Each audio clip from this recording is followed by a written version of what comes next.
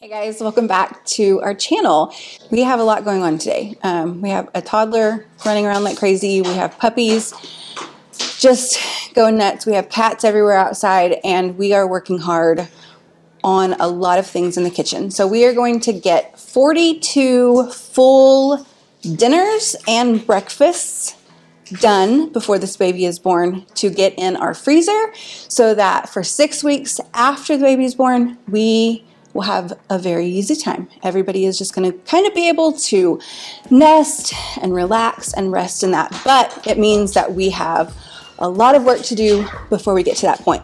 I have a giant bowl here that I'm about to make a bunch of homemade pasta dough so that we can get going on some meals that are going to have homemade pasta in it. So that's where we're at today. If you guys are interested in the actual recipes, I will have those up on my blog in the next few weeks.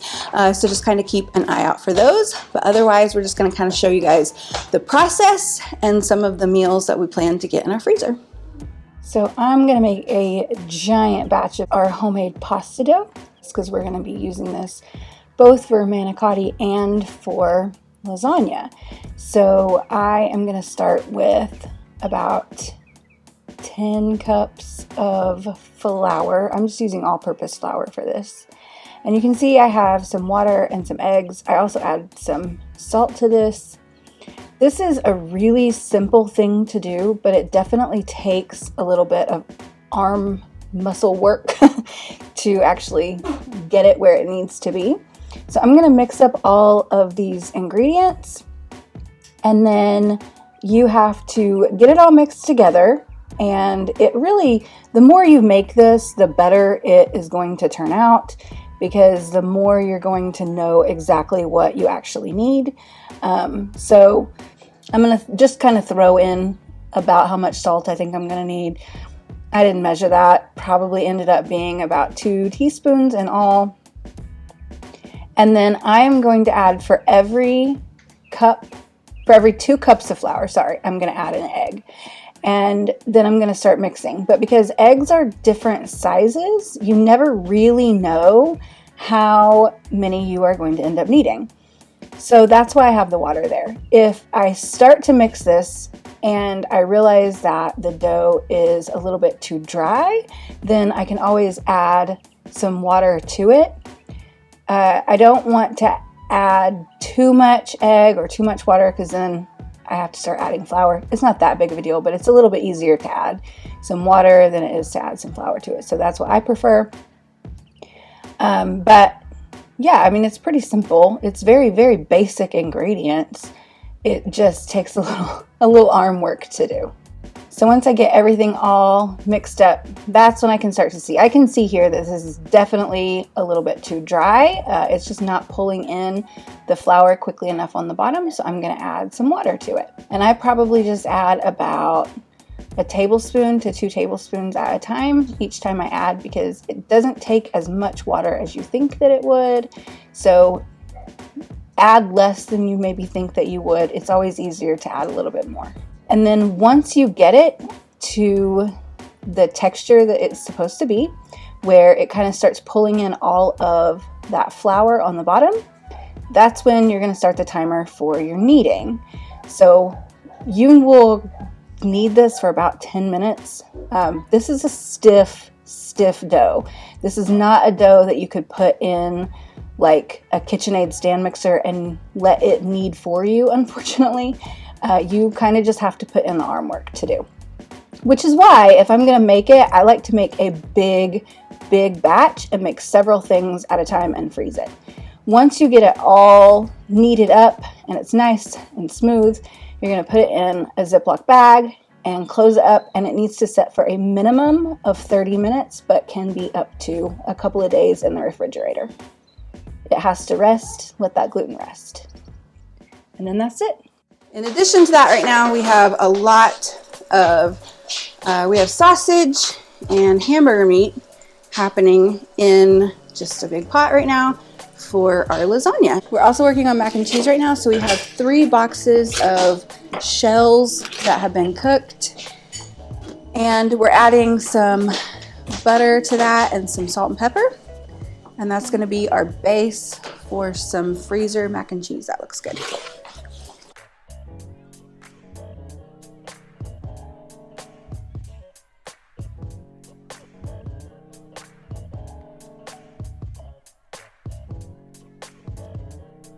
We actually lovingly refer to this as Miss Megan's mac and cheese.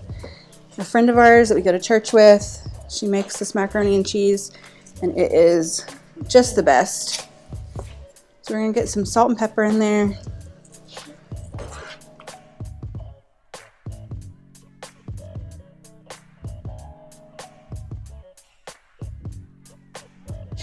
Okay, so we have our shells all cooked up, and we are going to put together some freezer mac and cheese. Miss Megan's mac and cheese, this is definitely a favorite in our house, and it is so simple. So we have macaroni and cheese, or we have shells that have butter melted and stirred up in there with some salt and pepper. And then from there, we have this and 2 more ingredients, and that is it. So I have sprayed my pans, and then I am going to evenly distribute about 1/6 of this into each one, because each one's gonna have 2 layers of the pasta in there. So I'm gonna go ahead and get that distributed out. So I have found that this is just the easiest way to do it, to just grab a ladle, especially if you're doing like a lot of this at one time. I don't want to be pouring this in, that would be such a mess. But basically, I just want to get 1 layer covered in each of my pans here, about that much.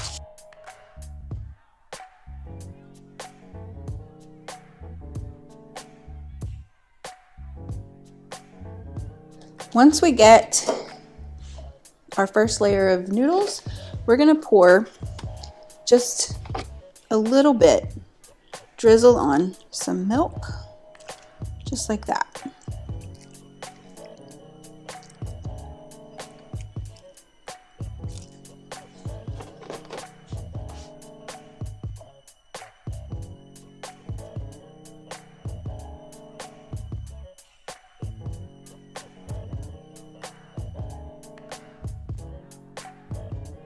Once we get our first layer of milk in there, we're gonna switch and do a layer of cheese. So I'm using Colby Jack for this. I wouldn't suggest just plain cheddar. It's not gonna melt as lovely as like a Colby Jack or a Monterey Jack. Even a pepper jack is really good. I've made that before for like a spicier mac and cheese. I can hear my son saying in the background. He's a fan of the spicier. You could add cooked bacon to this. Sauteed onions would be really good. You could add some tomato slices on there.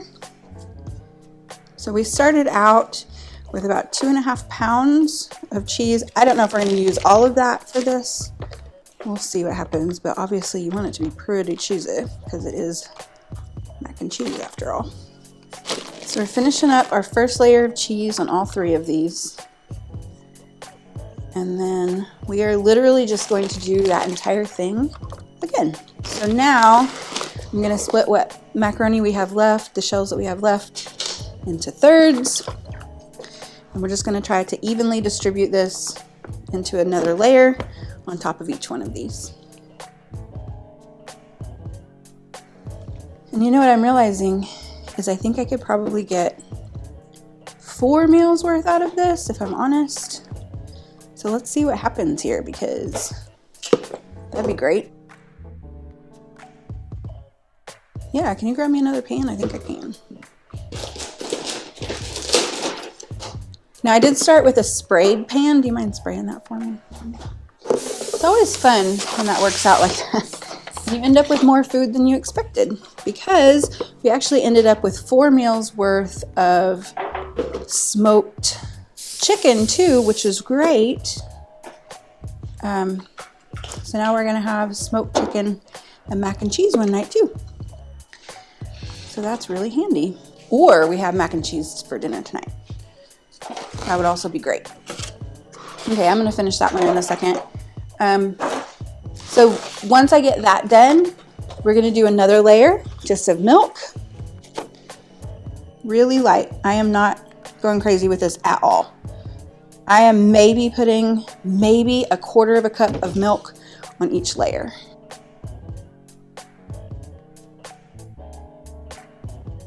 There we go.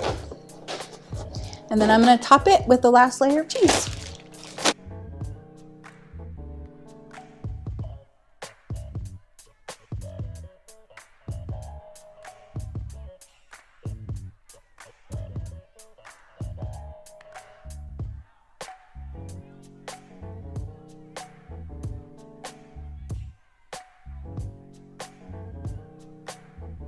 We might have to steal some mozzarella for the mac and cheese for tonight, but that's okay.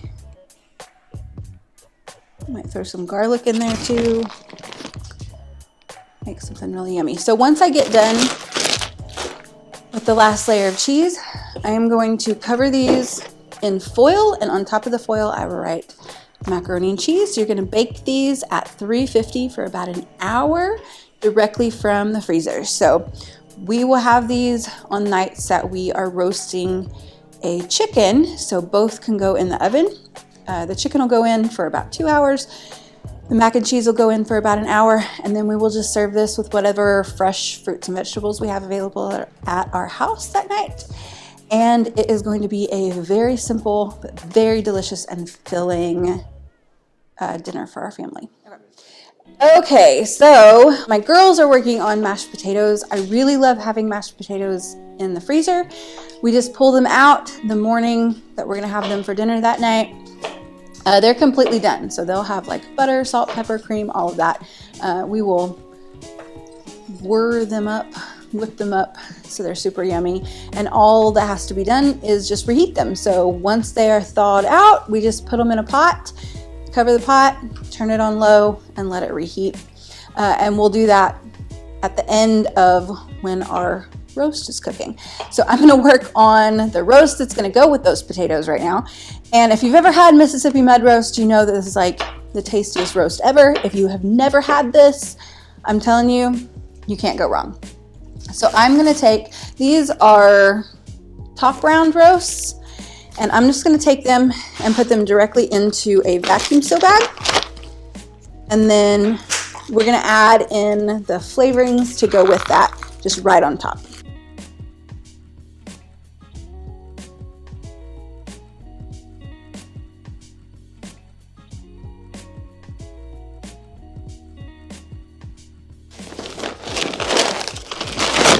Okay, I'm gonna give my hands a quick wash, and then we will put all the seasonings in.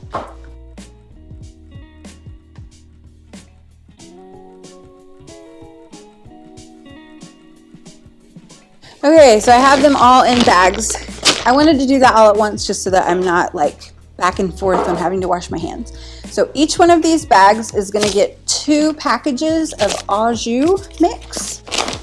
Make a big mess doing that, but that's all right.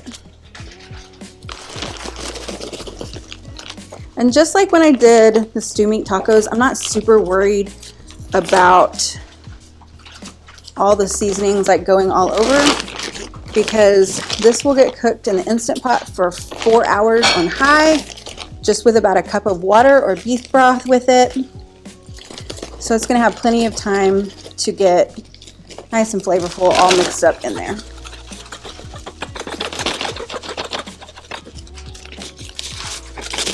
Okay. On top of that, we're gonna put the equivalent of a package of ranch seasoning. I just have this one from Aldi. I also have made my own ranch seasoning, and that works really well too. I'm just out of that, and I have this one, so this one I'm gonna go with. And then each of these bags is gonna get 4 pepperoncinis. And a little bit of that pepperoncini juice in there too.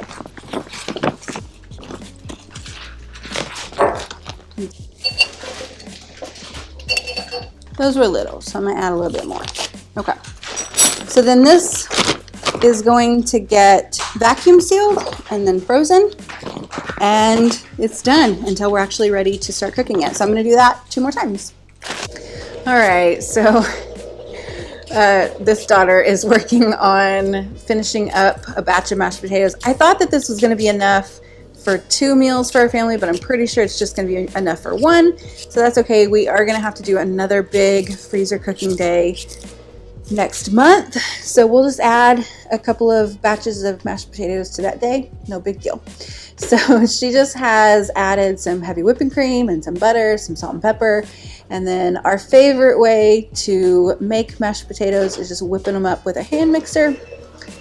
Definitely makes for some fluffy, creamy mashed potatoes. So we're big fans of that. So this is gonna cool down. We'll put this in a gallon-sized freezer Ziploc bag and then put it in the freezer, and it'll be ready for us to just reheat.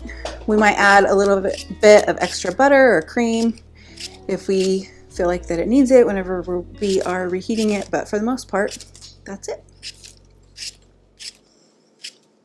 Okay, Mama is having to tap out, so the kids are gonna jump in and finish the stuff that we have going for today.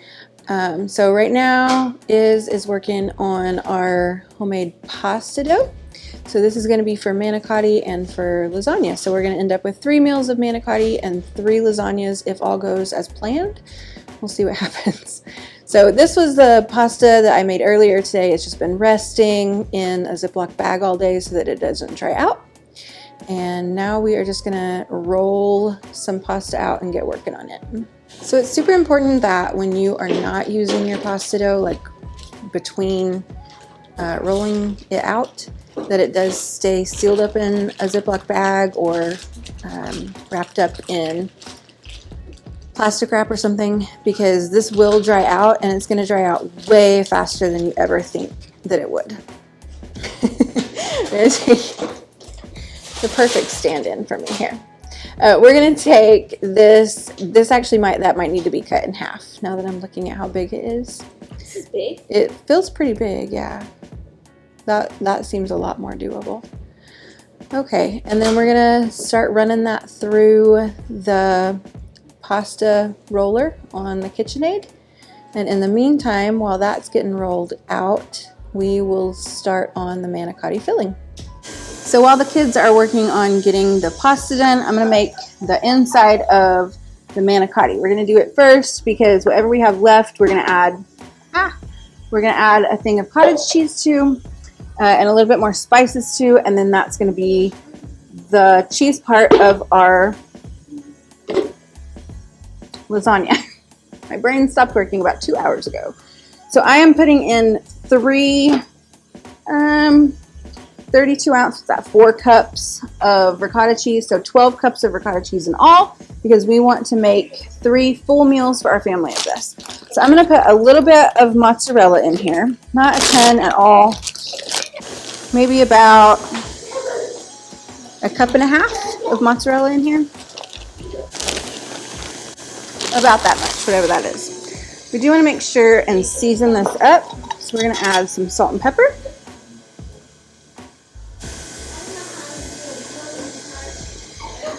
And some garlic powder. And then this is just going to get mixed together just like this.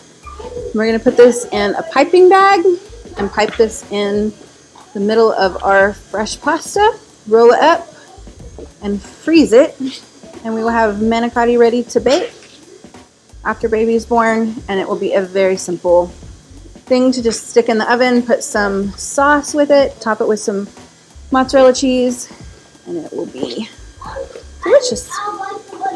So that's it. That is the filling for the manicotti. Very, very simple.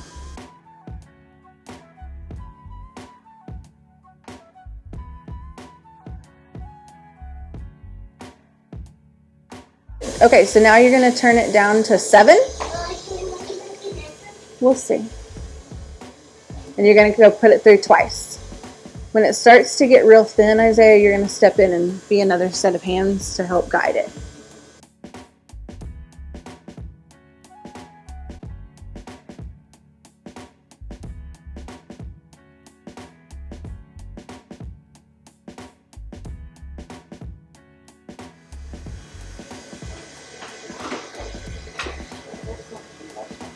Are you guys stressing out here? That is good, guys. I would not put that through again. Can you see light through it? I can see my fingers. Yeah, that is very thin. Yeah. Yay! You did it! Okay, now you have to do that 11 more times. Yeah. You can do it.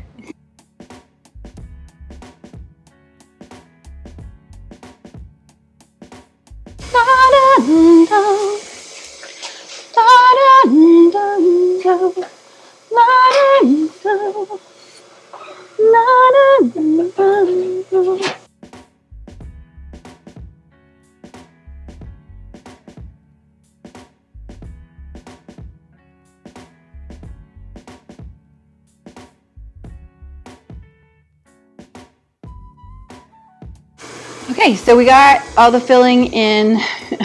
You can use a Ziploc bag and cut off the edge. We have some piping bags. So we got filling in that. And while a couple of the kids are working on making the actual pasta sheets, I'm doing the fun part. Iz is doing the fun part. So she's piping in the filling for the manicotti. And next she's going to cut that apart and use a little bit of water just to seal it, roll them up, and these will go in the freezer.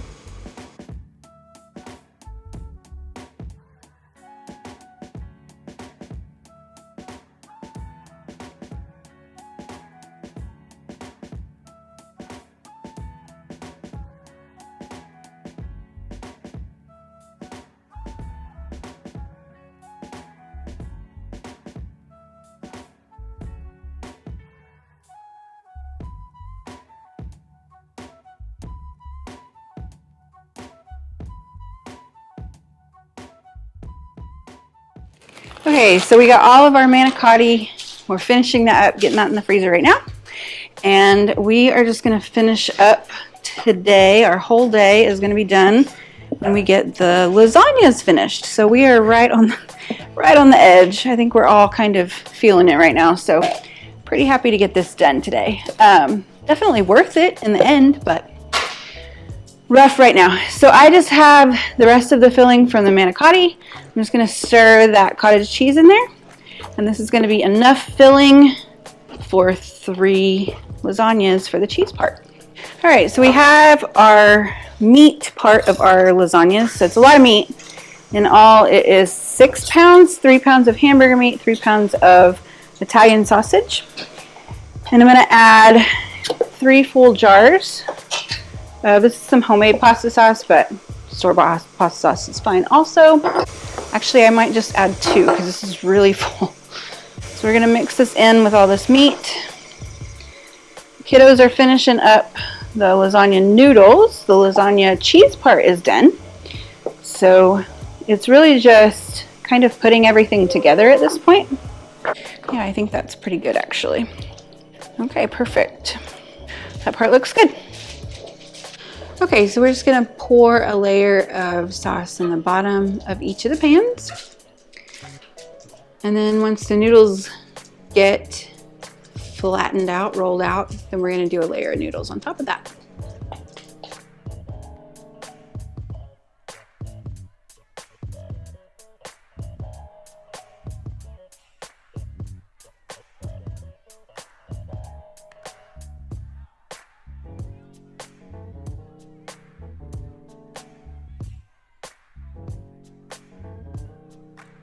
Okay, so we have some noodles ready to go. So we're gonna start putting together our lasagna. So you're just gonna do 2 of these lasagna noodles on each layer. So we have a layer of sauce at the bottom and then the noodles on top of that. And then you're gonna do a layer of cheese. So since we're doing 3 lasagnas in all, you wanna do about 1/6 of the filling, because each layer, or each lasagna is going to have 2 full layers of cheese and 2 full layers of the meat sauce.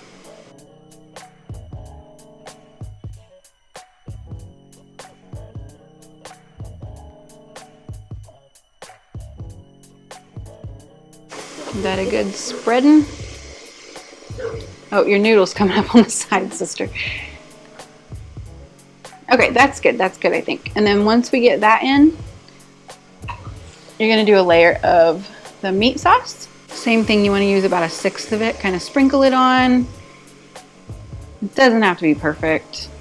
It's not gonna come out of the pan perfect. It's not a beautiful when it's cut lasagna. It's a delicious when it's cut lasagna. So we're good with that.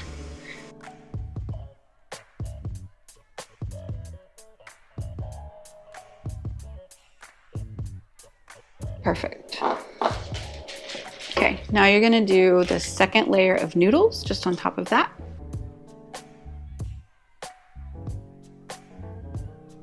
And then you're gonna do it all over again. So you're gonna do the cheese filling and then the sauce and meat mixture. And then you're gonna top that off with 2 more noodles, a little bit of sauce, and some shredded cheese.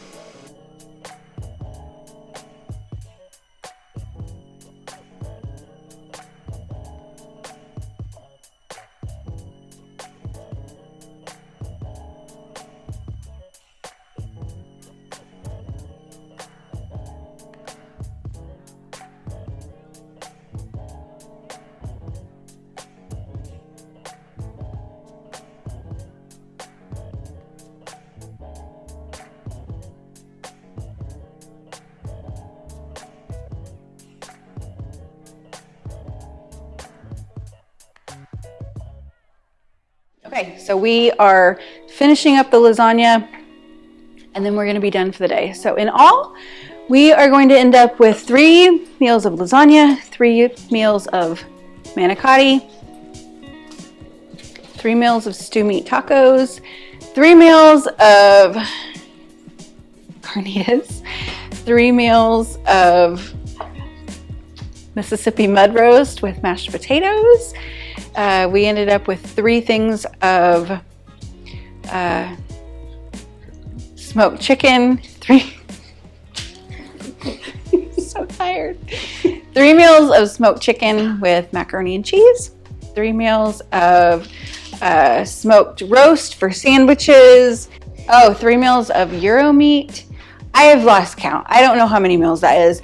I know in the end, we're gonna end up with 42 dinners in our freezer, 7 nights a week for 6 entire weeks of minimal to no cooking after baby is born. So are we exhausted?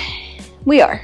Are we ready to absolutely be done and crash and watch a movie as a family? We for sure are. But in a few weeks, we're gonna be very thankful that we did this. So big ups to the kids and the husband for helping today. That is it for this time. I will see you guys next time. Thanks so much for watching.